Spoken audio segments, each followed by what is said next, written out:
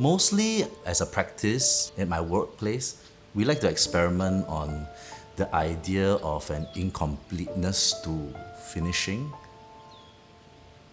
A lot of the materials you see in the space mostly is the finishing just before you put the final layer. I'm Melvin King, and I'm a registered architect in Singapore. I run my own architecture practice called Kaizen Architecture. So I've been staying in this house since August 2021. The unit size is about 1,009 square feet. It's a HDB, a corner 4-room flat.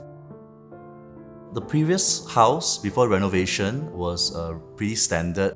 The original layout was intact, but what I really liked about it was that it had actually had a nice view out into some landscaping beyond the unit itself.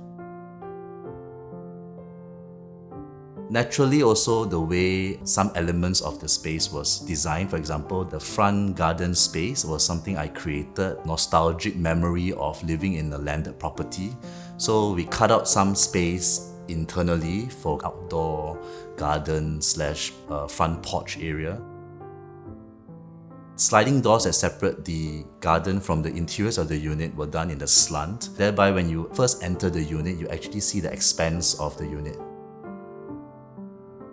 The open plan is that kind of idea whereby when you come into the space, you feel that there's no ending to how the space is like, and it's really demarcated by the things around it. So I think the user experience, number one, is that openness of the space, which then lends itself to flexibility and open space living. Basically, center of the open plan is this 3-meter long dining table. The consideration of gatherings and people coming together over food is something that was very core to the space planning. The backdrop of it is this kind of carpentry core, I want to call it, whereby the different spaces and the storage all kind of link towards.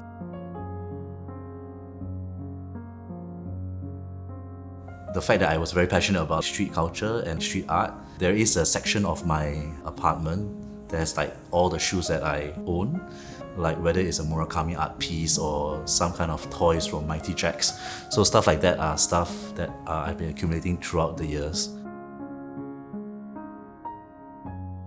For the kitchen, wanted to introduce colors to the space. I mean, generally it's very neutral kind of tones of like light browns and greys. We were able to use the existing structure to demarcate area whereby you perform the function of cooking and the areas whereby actually it's circulation. The position of the bedroom in relation to the rest of the space is quite a private little corner.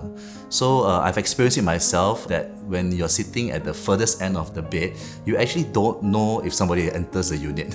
So while it seemingly appears very open, actually the position of the bed and the position of the so-called spaces in relation to other parts of the space actually can create private moments.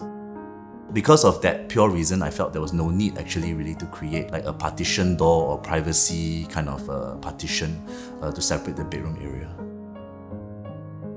There are 2 toilets in this unit. There's the master bathroom, and then there's the kind of like common bathroom, which I like to call the powder room. So the first thing you will see in that bathroom is actually only the kind of WC and kind of shower facility is separated by kind of a colored glass.